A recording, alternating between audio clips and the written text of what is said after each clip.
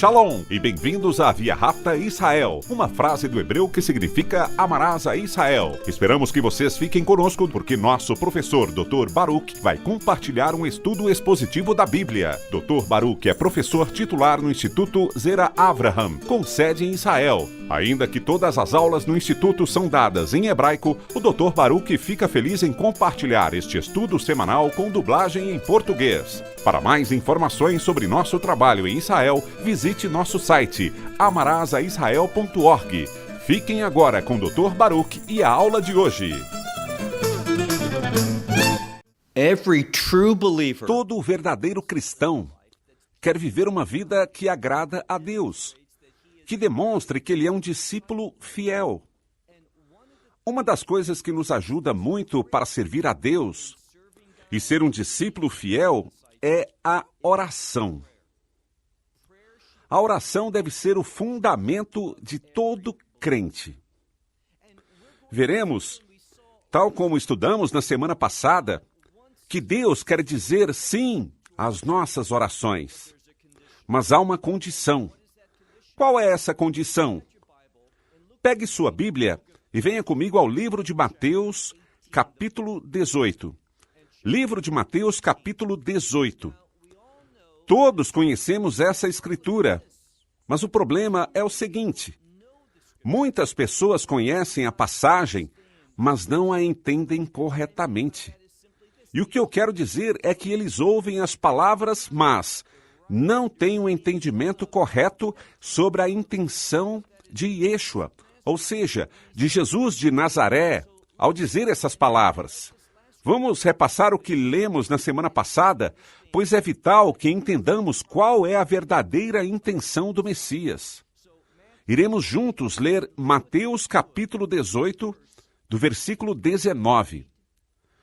De novo, digo a vocês que se 2 de vocês se colocam de acordo sobre a terra, com respeito.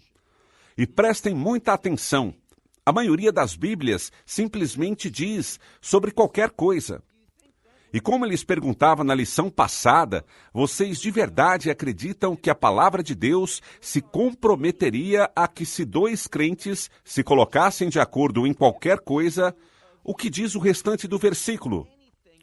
Se 2 de vocês se colocam de acordo sobre qualquer coisa sobre a terra, o que pedirem lhe será feito pelo Pai Celestial. Faz sentido para vocês que a chave para obter algo de Deus seja simplesmente que possamos encontrar outro crente que esteja de acordo conosco? Que qualquer coisa que pedirmos, Ele fará? Claro que não. Deus é santo, Ele é justo. E uma vez e outra vez, necessitamos afirmar que Sua vontade é perfeita e Seu plano para a minha vida é o melhor. Aqui não diz que nós, se nos colocamos de acordo em algo, Deus fica obrigado a estar de acordo conosco. Isso não é o que ele diz, em absoluto. O problema é que muitas traduções simplesmente ignoram uma palavra muito importante. O que diz aqui é que ele fará a eles. Se existe algo que é a frase grega aqui, pantos pragmatos. O que significa pantos? Pantos significa tudo ou qualquer coisa. Mas isso é o que necessitamos entender. A segunda palavra, pragmatos, é ignorada por quase todas as traduções em inglês. E revisei outros idiomas com amigos que falam esses idiomas. E da mesma forma é ignorada. Se trata do termo do qual surge a palavra pragmático. E se você faz um bom estudo da palavra grega pragmatos, nos fala sobre algo que investiga e busca a verdade objetiva. Esquadrinha as evidências e, com base na evidência, responde de uma determinada forma. E isso é o que é vital. Responde de uma forma que busca o interesse da pessoa. De qual pessoa? Da pessoa a quem corresponde o assunto. E nesse caso, essa pessoa é Deus. Queremos que tudo seja sempre agradável para Ele. Então, quando decidimos pantos pragmatos, significa tudo o que é objetivo. ou seja, objetivo nas Escrituras, de acordo com a verdade e que é, em efeito, a vontade de Deus. Devemos estar de acordo, não no que nós queremos, mas no que Deus quer. Existe outra consideração importante no texto. E qual é? Vejamos o próximo versículo, versículo 20. Porque onde estão 2 ou 3 unidos, e não ignore a seguinte frase, porque onde estão 2 ou 3 unidos em meu nome. Qual é a implicação da palavra nome? Falando do nome do Messias, seu caráter. Se nos unimos em um lugar, se estamos 2 ou 3 pessoas ali, e entramos em acordo, se nos unimos no caráter do Messias, em seu nome, também significa por seus propósitos. Então, se estamos de acordo no seu caráter, essa é a sua vontade. Mais uma vez, o que acontecerá? Diz aqui, que ali eu estou no meio de vocês. Isso traz a sua presença à situação. E isso é o que buscamos. Queremos que o Messias esteja envolvido. Oramos para que sua vontade e seus propósitos se realizem. Agora avancemos a uma nova sessão, avançando à parte final do capítulo 18. Estivemos falando sobre a oração. A oração que não só é capaz de mover qualquer montanha, mas que, segundo o contexto que falamos há algumas semanas, se trata do Monte das Oliveiras. Mencionamos que quando o Messias regressar, e me refiro à sua segunda vinda, seus pés se pousarão sobre o Monte das Oliveiras, e essa montanha se moverá, e isso vai inaugurar o reino de Deus. Então, quando diz, vocês podem orar e podem dizer a essa montanha, não só a qualquer montanha, mas a essa montanha, tem a ver com orar à luz do desejo de reino, o propósito de reino. E isso é o que o Messias compartilha conosco agora. Nessa última parte do capítulo 18, ele nos revelará algo que atrapalha nossas orações. O que seria? Sabemos que a oração é efetiva, é poderosa. A oração pode trazer uma grande mudança e transformação a qualquer situação. Mas existe algo que atrapalha muito a oração. O que seria? Quando nos aproximamos de Deus tendo um espírito de falta de perdão. Tudo o que Deus faz na minha vida começa comigo mesmo, recebendo sua misericórdia e sua graça. Um dos benefícios da sua graça e misericórdia é o perdão. Ele me perdoa. Pela maioria dos meus pecados? Não. Pelos meus pecados menores? Não. Ele me perdoa por todos os meus pecados. Não é maravilhoso? Não há nada melhor que ser perdoado, porque esse perdão, o que é que ele produz? Ele produz, através da sua graça, da sua obra, do que ele fez sobre a cruz, ele produz o seu perdão. A bênção de estar com ele no seu reino, por sempre e para sempre. E também esse perdão me dá um potencial para receber as promessas, as bênçãos de Deus, para ser transformado em um servo, esperando que seja um servo fiel e obediente, para que, portanto, possamos realizar a sua vontade e receber as recompensas do reino. Claro que há benefícios para essa era, mas se tivéssemos, e preste muita atenção a isso, se tivéssemos um espírito de falta de perdão, isso trará um efeito desastroso para nosso testemunho, como vivemos, como Deus responde a você e a mim. Avancemos à seguinte passagem. Vejamos agora o versículo 21. Então, e esta palavra é uma conjunção, e por isso afirmo que existe uma relação entre a oração efetiva e o perdão. Se não perdoamos alguém, isso afetará negativamente nossa vida de oração. E quando nossa vida de oração se afeta negativamente, isso produz, uma vez mais, produz vazio, produz um espírito de frustração e nos distancia de ter acesso à provisão de Deus em nossas vidas. E necessitamos desesperadamente de sua provisão. Não somente sua provisão, mas a falta de perdão também nos impossibilita de termos a perspectiva de Deus. Porque Deus é perdoador. Mas se queremos sua perspectiva, também devemos ser pessoas rápidas para perdoar. Versículo 21. Então Pedro, vindo diante dele, quer dizer que Pedro se apresenta diante de Yeshua. Pedro, vindo diante dele, e pergunta: Senhor, quantas vezes meu irmão pecará contra mim e eu o perdoarei? A implicação é a seguinte: qual é o limite para que quando meu irmão peque contra mim, eu seja obrigado a perdoá-lo? E essa é a essência da pergunta. E o versículo continua: todavia não termina. Diz até 7. Ou seja, se ele peca contra mim 7 vezes, a 8ª vez terminou? Já não seria obrigado a perdoá-lo, certo? Seria o fim do assunto? E prestem muita atenção à resposta do Messias. Avançando ao versículo 22. Yeshua lhe disse: não te digo até 7 vezes, mas, e isso é algo enfático, o texto o enfatiza. Prestem muita atenção. Diz: não te digo até 7 vezes, mas até 70 vezes 7. Bem, sabemos que 70 multiplicado por 7 é 490.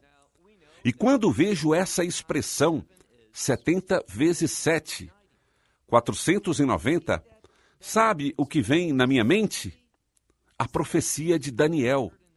Em Daniel capítulo 9, sobre essas 70 semanas. Uma semana, neste contexto, significa 7 anos. Mas estamos falando de 490 anos. Até o quê? Até que a justiça eterna seja dispensada. E estamos falando do estabelecimento do reino de Deus. O que nos diz é o seguinte: a razão pela qual diz 70 vezes 7 é para nos ensinar que um coração de reino, com uma perspectiva de reino, é aquele que perdoa sem limite algum. Ouviu isso? É difícil, às vezes, é desagradável pensar nisso. Ou seja, quer dizer que tal pessoa fez isso comigo e simplesmente devo perdoar essa pessoa? Sim, isso não significa que essa pessoa tenha que se transformar no seu melhor amigo, que você deva confiar nessa pessoa. Pode ser que não. Mas você pode perdoar essa pessoa, mesmo que essa pessoa não esteja buscando o seu perdão. De fato, existe uma maravilhosa tradição do judaísmo. Com frequência, se você assiste a nossa transmissão em inglês, ao vivo, chamada Meia-Noite de Jerusalém, no início do nosso culto de adoração virtual, a cada semana, fazemos uma oração no hebraico chamada a Shema. É tomada de Deuteronômio, capítulo 6, iniciando no versículo 4. Escuta, ó Israel, o Senhor nosso Deus, o Senhor é um. E isso não se opõe de nenhuma maneira com a Trindade. Mas aqui está a lição que extraímos. Fazemos essa oração quando nos deitamos à noite e quando nos levantamos pela manhã, 2 vezes ao dia. Isso é o que diz o texto, se segue lendo Deuteronômio 6. E quando dizemos isso à noite, há uma oração que acompanha a Shema.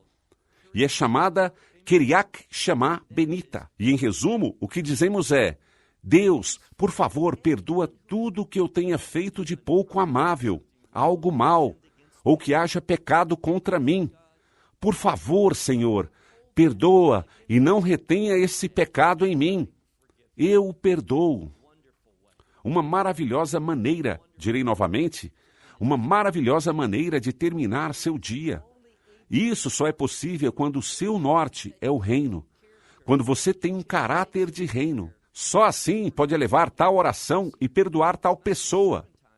Não só 7 vezes, mas 70 vezes 7. Agora, leiamos o versículo 23, pelo qual, e veremos que Yeshua vai nos compartilhar uma lição, uma parábola sobre esse tema. Diz, pelo qual o reino dos céus é semelhante a um homem rei, ou seja, a um ser humano, a um rei humano. Agora, ele nos ensinará sobre o reino dos céus. E note como dentro do contexto dessa passagem, o reino figura grandiosamente. E sabe o quê? Sempre é assim. Uma vez mais, pelo qual, por essa instrução sobre o perdão, ele dirá, o reino dos céus é semelhante a um rei humano que desejava ajustar contas com seus servos. Esse termo para contas é o termo logos. É uma forma diferente, logon. Mas usualmente, por exemplo, todos conhecemos o texto em João, capítulo 1. No princípio era o Verbo, e o Verbo era com Deus, e o Verbo era Deus. Bem, entendamos que esse termo no grego, logos, que significa palavra, é o mesmo termo do qual obtemos a palavra lógico. Mas isso não significa que necessariamente seja algo lógico para você e para mim. É lógico, de acordo com os propósitos de Deus, sua vontade e sua mente. De fato, muita gente ensina que esse termo significa algo assim como um plano. A palavra de Deus é o plano, e nós somos chamados a cumprir esse plano, a nos conduzir de uma forma para que essa palavra, este plano, cobre vida e se converta em uma realidade. Então, aqui, encontramos que essa mesma palavra é traduzida como contas. Então, esse rei humano convoca seus servos e quer ajustar todas as contas com eles. Versículo 24. Mas, começando a ajustar as contas, lhe foi trazido um que lhe devia 10.000 talentos. 10.000 talentos é um número grande, excessivamente grande. Te darei um exemplo. Se você está familiarizado com o livro de Esther, chamado Megilat Esther, você vai se lembrar do perverso Hamã. E ele depositou nas arcas do rei, cujo nome era Ahasferosh. No hebraico, ele depositou ali 10.000 talentos. Esse número astronômico. Estamos falando aqui de uma parábola. Não se trata de um fato histórico, mas está nos mostrando uma ilustração. E esse é o tipo de linguagem que se utiliza nas parábolas para ilustrar uma verdade bíblica. Então, esse servo deve ao seu rei 10.000 talentos. Versículo 25. Mas, não tendo, ele não tinha com o que pagar. Portanto, o que fez o rei? Vejamos o versículo 25. Ele ordenou, seu amo ordenou que fosse vendido. Isso nos ensina um pouco sobre a escravidão. A escravidão na Bíblia não tem nada a ver com essa atrocidade que tomou lugar, infelizmente, no mundo todo, infestou os Estados Unidos desde as origens dessa nação até a Guerra Civil. E realmente, muito depois, por um longo período de tempo, mas isso é algo diferente. É um homem que tinha uma dívida, e a tradição era que ele poderia ser vendido. E não só ele, mas também sua esposa e seus filhos e tudo o que ele possuía. E que lhe pagasse. Quer dizer, que ele venderia tudo e transformaria essa família em sua escrava para pagar sua dívida. Versículo 26. Portanto, esse servo caindo, significa caindo ao chão para rogar, de uma forma de humilhação. Então esse servo caiu, e a palavra aqui é rogando. Mas também é uma palavra significativamente usada para adoração. Isso demonstra quão intensamente esse homem estava rogando ao seu amo, dizendo: Senhor, dá-me tempo. Literalmente, tenha paciência comigo e pagarei tudo a você. O ponto é esse. Estamos falando de uma soma astronômica de dinheiro. Ele jamais será capaz de pagá-la, mas tem a intenção. Ele quer ajustar a sua conta. Ele quer fazer o correto. E notem a resposta desse rei. Versículo 27. Mas o amo do servo, o senhor desse servo, movido de compaixão. Muito importante essa expressão, movido de compaixão. E vemos que há uma estreita relação entre a compaixão e o perdão. Então, o amo desse servo, movido por compaixão, o liberou. E lhe perdoou toda a dívida. Então, uma grande soma de dinheiro, ele não fez nada. O amo simplesmente o perdoou. Completamente. Assunto resolvido. Fim do problema. Isso é o que vemos nessa passagem. Versículo 28. Mas esse servo, ao sair, se encontrou com um dos conservos, quem lhe devia 100 denários.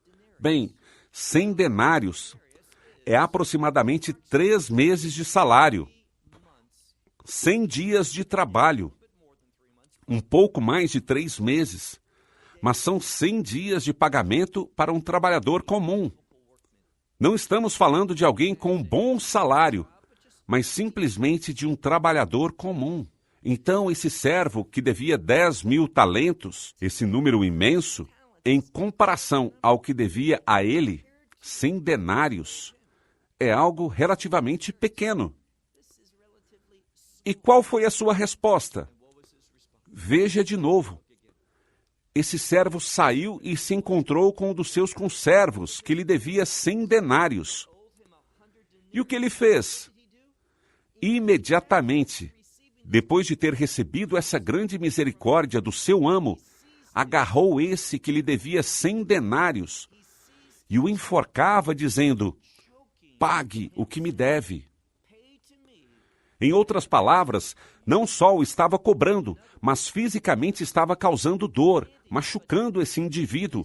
Portanto, versículo 29, seu conservo, caindo aos seus pés, ou seja, caindo aos pés desse outro servo que tinha acabado de ser perdoado, esse outro, seu conservo, caiu aos seus pés e rogando-lhe dizia: notem a semelhança, tenha paciência comigo e te pagarei tudo.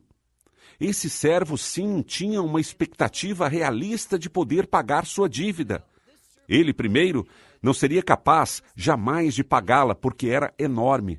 Mas esse outro realmente podia. Ele diz: tem misericórdia, ou literalmente, seja paciente comigo e te pagarei tudo.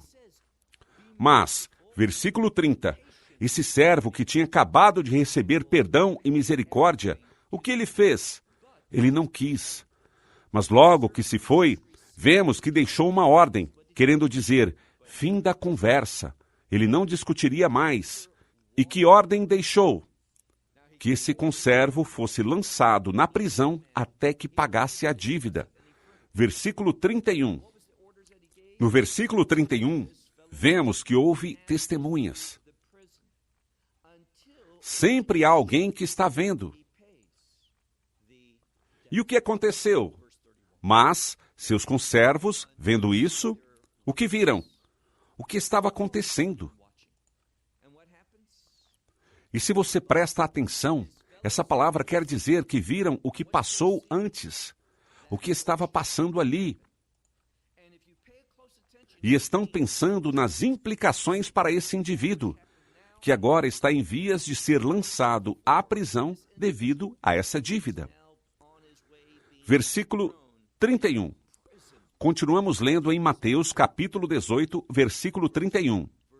Mas seus conservos, vendo essas coisas, estavam tão tristes que foram, e essa palavra literalmente significa deram detalhes. Eles lhe contaram parte por parte, cada detalhe do acontecido ao seu senhor, a esse mesmo amo. Tudo, e vemos a mesma frase, tudo o que havia acontecido. O que aconteceu? Versículo 32. Então o seu amo o chamou e disse: malvado ou servo perverso, perdoei toda a sua dívida, porque me pediu.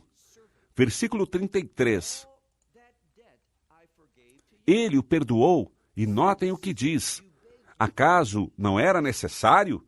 E essa palavra necessário significa acaso não era absolutamente necessário também que você também tivesse misericórdia do seu conservo, como eu tive misericórdia de você?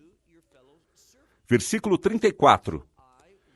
E seu amo, com ira, e essa é a palavra comum para irado. Então seu amo se encheu de ira e o entregou. Prestem atenção à seguinte palavra. Algumas Bíblias simplesmente dirão carcereiros, mas não se trata simplesmente de pessoas que trabalham na prisão. Se você realiza um bom estudo da palavra, é uma palavra para torturadores. E é importante porque você e eu terminaremos ou no reino de Deus ou sendo torturados, no céu ou no inferno. Não há um lugar intermediário. E diz que lhe entregou aos seus torturadores até que sua dívida fosse paga. Ou seja, até que lhe pagasse o que lhe devia. Assim também meu Pai Celestial fará com vocês, se vocês não perdoam a todos seus irmãos de coração, de seu coração, suas transgressões.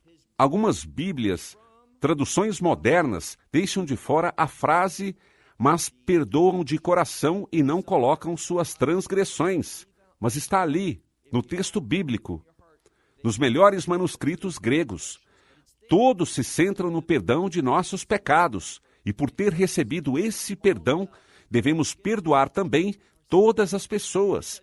E esse perdão fará com que nossas orações sejam mais efetivas. Shalom, desde Israel. Shalom from Israel.